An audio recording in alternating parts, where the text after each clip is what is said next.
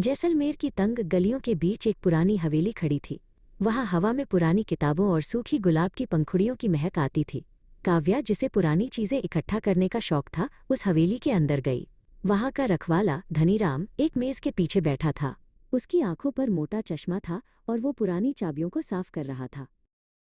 हवेली के एक अंधेरे कोने में काव्या को रेशमी कपड़े में लिपटा एक छोटा आईना मिला। उसका ढांचा पुराने चांदी का था, जिस पर अजीब से निशान बने थे। जैसे ही काव्या ने उसे छुआ, उसे एक ठंडी झंझनाहट महसूस हुई, जैसे आईने के अंदर कोई दिल धड़क रहा हो। काव्या ने अपने बाल ठीक करने के लिए आईने में देखा, लेकिन वो डर के मारे जम गई। आईने में उसकी परछाई उसकी तरह हरकत नहीं कर रही थी। जहां असली काव्या डरी हुई थी, वहीं आईने वाली लड़की धीरे से मुस्कुरा रही थी। उस परछाई की आंखें जरूरत से ज्यादा नीली और चमकती हुई दिख रही थीं। डरो मत, आईने के अंदर से एक आवाज आई। वो आवाज काव्या के कानों में नहीं, बल्कि सीधे उसके दिमाग में गूंज रही थी। मैं तुम्हारा ही सबसे अच्छा रूप हूँ। मैं तुम्हारे वो सारे राज जानती हूँ जिन्हें तुम छुपाती हो। काव्या ने आईना फेंकने की कोशिश की, लेकिन उसके हाथ पत्थर जैसे भारी हो गए थे। आईने वाली लड़की ने अपना हाथ कांच की सतह पर रखा। वो कोई ठोस चीज नहीं, बल्कि बहते हुए चांदी जैसा लग रहा था। परछाई का हाथ धीरे धीरे आईने से बाहर निकलने लगा। उसने अपनी हथेली में एक छोटी सी चांदी की चाबी रखी थी और वो काव्या को देने का इशारा कर रही थी। काव्या उस आईने को अपने घर ले आई और उसे अपने तकिए के नीचे छुपा दिया।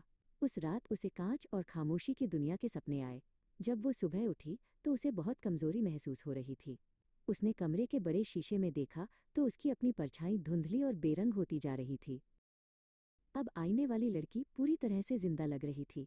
वो आईने के अंदर अपने बाल संवार रही थी और गुनगुना रही थी। काव्या ने देखा कि जैसे जैसे आईने वाली लड़की मजबूत हो रही थी, काव्या का अपना शरीर फीका पड़ता जा रहा था। कमरे के रंग भी गायब हो रहे थे। घबराकर काव्या वापस हवेली की ओर भागी।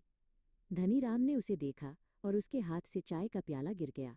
तुमने वो मायावी आईना छू लिया, उसने कांपती आवाज में कहा। यह कोई साधारण शीशा नहीं है काव्या, ये एक पिंजरा है। ये किसी जिज्ञासु इंसान का इंतजार करता है ताकि उसकी जगह ले सके। अचानक काव्या के हाथ में मौजूद आईना चटक गया। उसमें काली दरारें पड़ने लगीं। आईने वाली लड़की ने कांच के टुकड़ों के बीच से काव्या की कलाई पकड़ ली। उसकी पकड़ लोहे जैसी मजबूत थी। एक तेज रोशनी और धुएं के साथ दोनों लड़कियां एक दूसरे में समाने लगीं।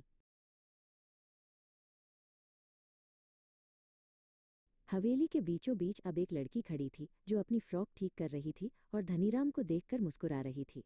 वो बिल्कुल स्वस्थ और खुश दिख रही थी। जमीन पर आईने के टुकड़े बिखरे थे। अगर कोई सबसे बड़े टुकड़े को ध्यान से देखता तो उसे उसमें एक छोटी सी बेरंग लड़की रोती हुई दिखाई देती।